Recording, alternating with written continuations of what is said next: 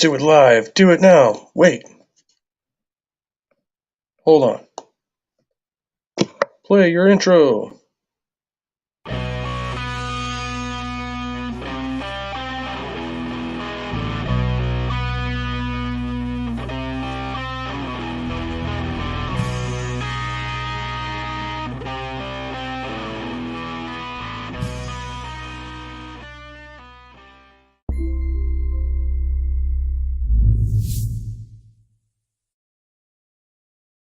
Phew, that's better. Simulcasting onto the Stupid Monkey Philosophy Network for posterity, or something like that. I don't know, for some reason.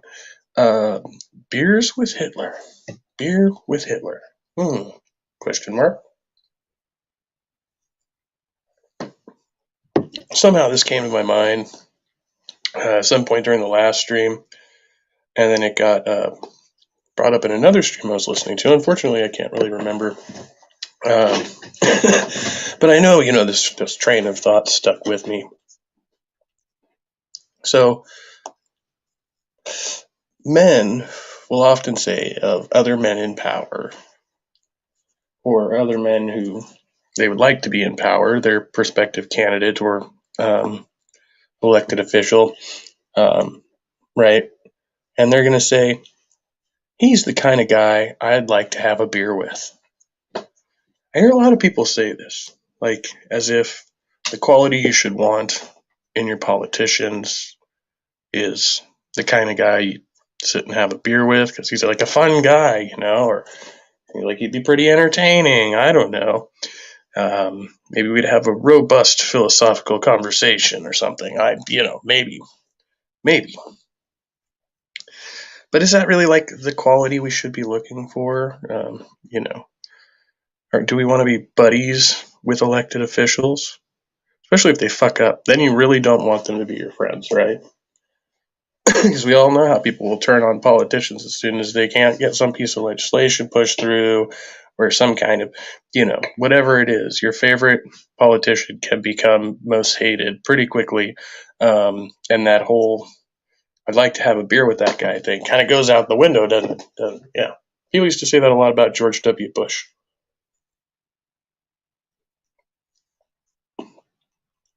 Also, they'll talk about it like, with the first lady. I remember a lot of people said of Trump, well, look at his wife. Yeah, so what? During the whole Sarah Palin fiasco campaign, they were like, would you rather fuck her or Hillary? I'm like, I really don't think that's the point here, but okay. I mean, I guess we can run with that one. Kind of gal you'd like to have a beer with. How about that? Girls don't drink beer. Oh, small-minded fellow. So I was thinking, who would want to sit down and have a beer with Hitler? Other than, obviously Nazis and neo-Nazis, many neo-Nazis don't realize that Hitler would probably have them executed. But we'll not even start with that one, right? Who would sit and have beers with Hitler? And then I ran the thought experiment this way, right? What if you had to have a beer with Hitler? What if you were forced to have a beer with Hitler? And then I think we put on the timeline, okay, so which Hitler would you want to have a beer with? Would you want to have a beer with the pre-war Hitler before he comes into power? Maybe you could try to reason with him, try to get him to see some perspective. Maybe he wouldn't commit the Holocaust. Maybe. Would you want the mid-war Hitler who's already like committing all these atrocities? You sit him down and be like, hey man, why are you doing this? And have a beer and discuss it. Well, I mean, I think he's pretty, open about his reasoning, right? But would you try to change his mind, especially at that point, knowing that he'd probably have you executed? Or would you like to have, and this is the really hypothetical one, the hypothetical beer with Hitler in hindsight? Like, dude's dead. All the shit's been done. He gets to see the aftermath. Obviously, his regime fails. Would you like to know what he would have thought about it afterwards? In any hindsight, would he have any regret? I don't know. Interesting things to think about there. Like, what would you talk about this person with, especially such a character. I don't know how to. There are many words you could use to describe a person like Hitler, but a monster. But he's not. I don't believe that anybody is born evil. They're not born a monster, right? You kind of become this way. You're conditioned to be this way, and then you get to the most extreme examples, like Hitler, right? And I found this interesting, because one of the ways, one of the most important things, and a lot of people might know this, but it's important to keep bringing it up. Um, Hitler, prior to coming into power, he ran this thing called the Beer Hall Push, which was an attempted coup that failed. And so I'll just read from this here, put it up on the screen. The Beer Hall Push, also known as the Munich Push, was a failed coup d'etat by Nazi Party leader Adolf Hitler, General Quartermeister Erich Ludendorff, and other Kampfbund leaders in Munich, Bavaria on the 8th and 9th of November 1923 during the Weimar Republic. So basically, these guys got together and they were like, what we're going to do? We're going to go out to the biggest fucking pub in the city and we're going to lock it down and we're going to turn it into a frickin' political rally. And so that's what he did. They walked into the pub, it was full of people. Hitler fired off his frickin' pistol in the air and said, like the equivalent of Viva la Revolution in German. And then, all these people were like, whoa, dude, that's pretty cool. And then Hitler goes to tend to some other affairs. The revolution goes sideways. And then he gets arrested, right? Which is when he ends up writing Mein Kampf. What's up, Sterling? Good to see you.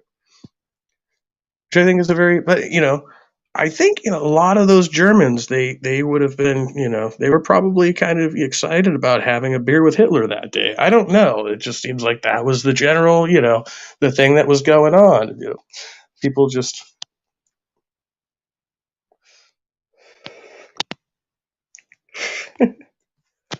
I have not received any messages from Wildheart. Yeah, I was going to post a stream about that. I used to have him on Discord, but I think his Discord got deleted or something. Or he got a new one, so I'll have to go check that out though, because I don't get all my Discord notifications sometimes. So, and so as I'm researching this today, I found this really disquieting. So, in 1923, Adolf Hitler was 34. So that was 100 years ago, right? Am I doing math right? Yeah, it was like 100 years ago, and Hitler was the same age as I am. Damn it. Okay, yeah. So that I'm the same age that Hitler was on this day. And no, anyway, an age when most people have finished school and settled into an occupation. He was a high school dropout, however, and a failed artist whose military service during World War I had been the high point of his life. So aside from the military service, that's like a dead ringer for me. I'm a high school dropout and a failed artist. Well, I've kind of got a steady job now, but I could just blow a gasket and go write a manifesto and become it's possible. Anything's possible if you believe in numerology. He had been injured by a British mustard gas attack on October 1918. In October 1918, Hitler was recuperating in a field hospital when the war ended in November, and he became convinced that his life's mission was to save Germany, as he later put, of course, leading up to the Beer Hall Push, and then he writes Mein Kampf while he's locked up for that. And I think he was supposed to be locked up for a lot longer. They actually let him out and gave him an easy sentence. Oh, he messaged me in the comments of the stream. Well, then hopefully he shows up for it. See, I'm not going to go check that yet. I haven't even aired it yet.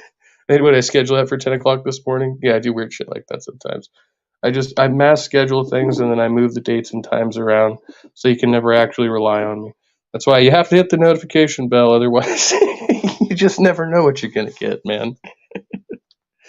I'll check it out. I'll check it out in a minute. I can't do it while I'm live on here though. So yeah. So that was kind of my whole like little line of reasoning on that. So I mean, so those are your options. Which Hitler are you going to have a beer with? Are you going to have a beer with the 34-year-old Hitler who has not yet written Mein Kampf? Are you going to have a beer with the guy who's actively having people shoved into the ovens? Or would you like to have a beer with the guy who's, uh, like I said, well, hypothetically, you could bring him back from the dead and show him all the fucking damage he caused and say, what the fuck, dude? Or, there's the hard pass. Most people would take the hard pass on that one. I'm not having a beer with that guy. Fuck him. But, Germans in the, around the turn of the century, they would have disagreed with you there, I think. Interestingly enough. And so now we get leaders like this in the U.S. I see Trump sycophants much the same way, but that's just me, I think, anybody who's kind of committed to political demagoguery, right, they're going to be susceptible to this type of mentality. To be like, oh, well, if I can see this person, this politician, as a common man like me, somebody that I could hang out with, well, then that must mean that he represents my interests and he would be a good leader. But that's not necessarily the case, is it? I know plenty of people who I hang out with who I would not trust to drive, ride shotgun with, you know. But yet I do, even though I don't actually trust their skills, I still ride in the passenger seats of their vehicles occasionally. But I wouldn't, want to make a habit of it. I don't know. Like, how are we making these decisions? This definitely isn't the way to make a decision. So, and finally, the fun question everybody wants to know: if you could have a beer with anybody, it doesn't have to be a beer. We just use beer because it was a thing to do. It could be a coffee, it could be a seltzer water, or whatever you're into drinking. But if you could have like a beverage or something with anybody in history, who would that be? And pick your favorite, because I'm sure it's probably not Hitler unless you're an actual Nazi or a neo-Nazi. Okay, so that's like pretty much what I got for tonight. I've got some other side notes that are not directly related to the claims here, or well, I don't think I made a claim, but the questions here, I should say, they're just kind of thought exercises. I am very much out of marijuana. I have been not just advised, but I have been directly challenged in the way that somebody makes a friendly challenge to another person to challenge themselves. I have now been challenged to stop smoking marijuana. I've been told, hey, you're going to have a way better quality of life. You can get better jobs and your mind will be clearer and you're going to have a better perspective on life in general if you don't smoke that sticky icky green stuff. I'm like, whoa, man, that's kind of hard for my mind to adjust to. I'm really, really used to smoking this pot, man. But, when you think about it, that's like the one thing that I like, I've almost been in refusal to give up. Like, I want to quit smoking. I want to stop drinking as much. But there's no part of me that says, yeah, I don't want to smoke pot today. Every part of me is like, no, I think this is the one thing that I should keep doing. But now I'm being challenged to say, maybe that's the one thing that you shouldn't be doing. And maybe it's the one thing that's really holding you back in life. I don't know. It's kind of weird for me to try to wrap my head around that. I've always felt like I was ahead of the curve on this one, and I was just waiting for society to catch up. And now they legalize the shit, and people are like, yeah, but you still shouldn't do it. And I'm like, or decriminalize, whatever. You burn anyone in history, it would be James Brown. That would be tight. That would be awesome. You stop smoking, get your notepad ready, because my musician friend says that's when he writes the most. Really? Yeah, I mean, I could see that. used to write a lot when I was anxious.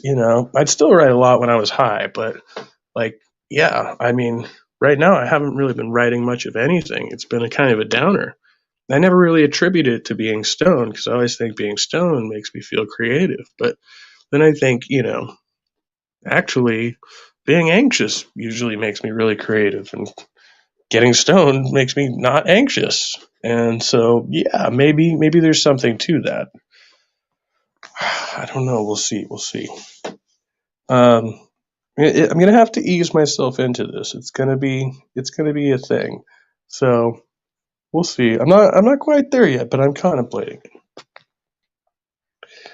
Another question I asked myself earlier today was between the balance of the people that I'm connecting with, and well, the question I asked myself was, do you want more friends or do you want a partner? And do you have to choose between those two? Not necessarily, right? But in the immediate, the short term, like goal type of thing. And I'm like, okay, I'm meeting like a bunch of new dude friends, and that's cool.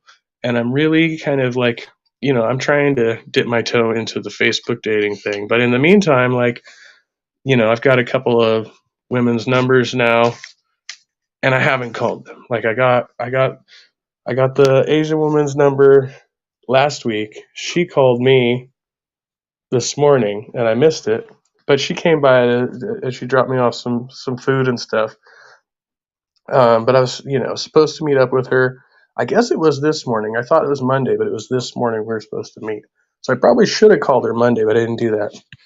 And then I met another woman tonight, a black woman who, yeah, I guess that stuff's really irrelevant. I'm just like giving you specific information you don't need to know. But I was like, this chick's kind of cute, and then she kind of took me for a ride. But she hustled some lunch out of me, and I didn't really, at first I was like, oh, I just got hustled, and then I was like, you know what, I'm gonna ask this chick for a number, and I did, and she was totally cool about it, so I got that number too.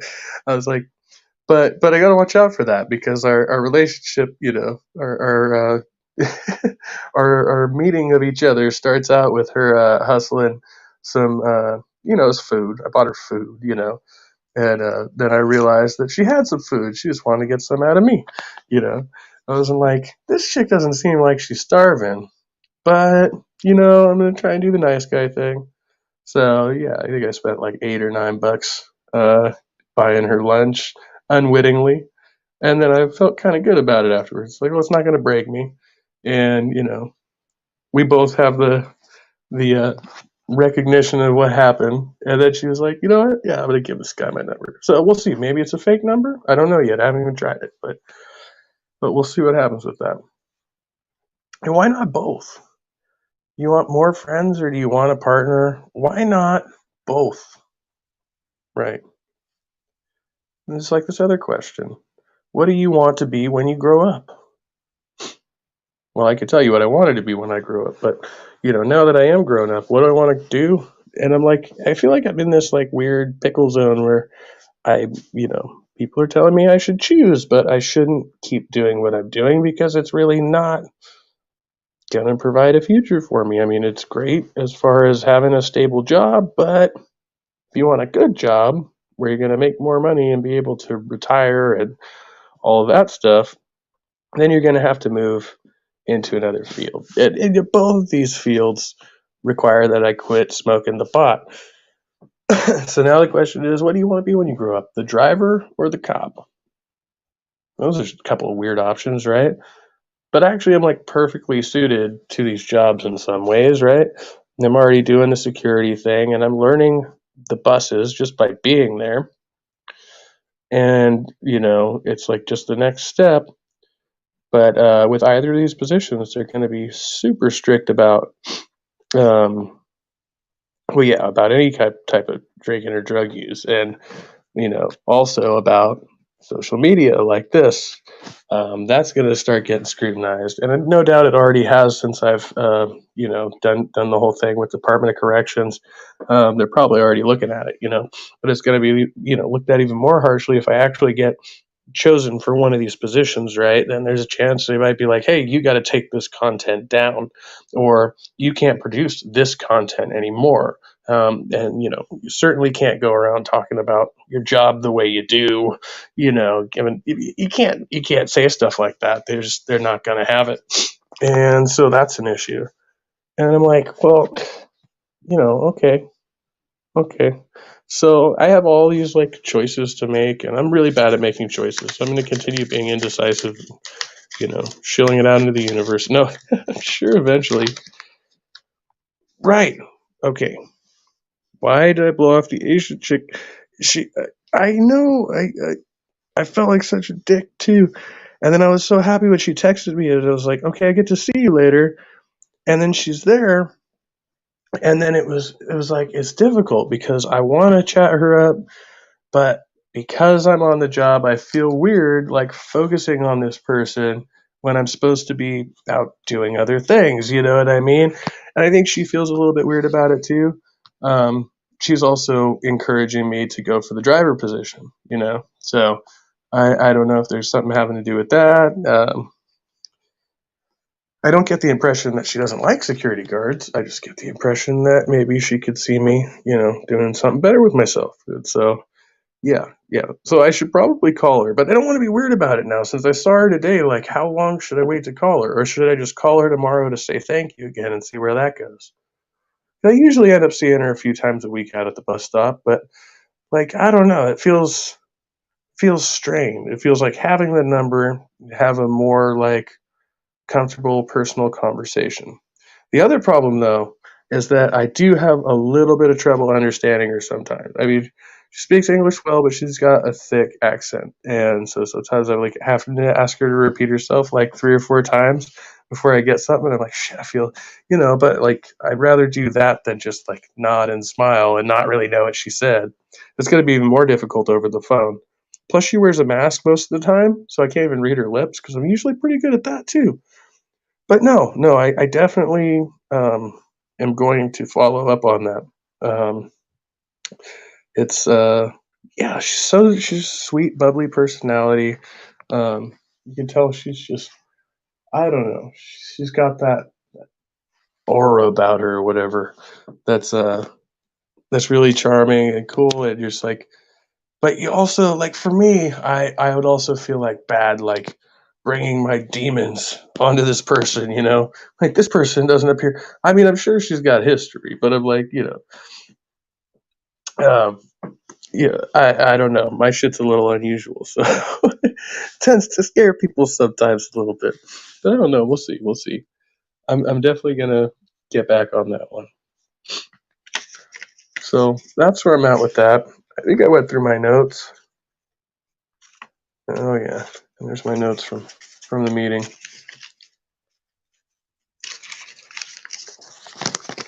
I definitely got to get better about this. I've got just notes piling up like all over the fucking place, man. All right. Where are we at? 23 and a half minutes of me rambling. I'm trying to decide. I think I should probably just let this one go with this. It's bad enough that I've got Hitler in my thumbnail. People are probably like unsubbing, like, oh my God, he's a Nazi. I didn't say you should have a beer with Hitler. I said if you had a beer with Hitler, and it's a hypothetical. Well, I did kind of introduce the whole forcing you to have a beer with Hitler thing in there, but hard pass is an option. But given I was like, but wouldn't it be interesting, like just knowing what you know, right, in a historical perspective, and like getting inside that dude's head for a minute, even if you can't change anything. I don't know. I don't know. There might be something to that. There might be some value in every conversation, even with people who you strongly disagree with, or even with people who you might consider to be moral monsters. Maybe in some ways even more valuable than talking to people who you actually agree with. I don't know. That's a thought. Anyway, much love and thank you to Sterling, everybody else who came by and checked out the stream tonight. I'll probably do another one tomorrow. And this is where I say, much love. Be well, be kind, and stay trusty. And I will see you on the flip side. Bye bye.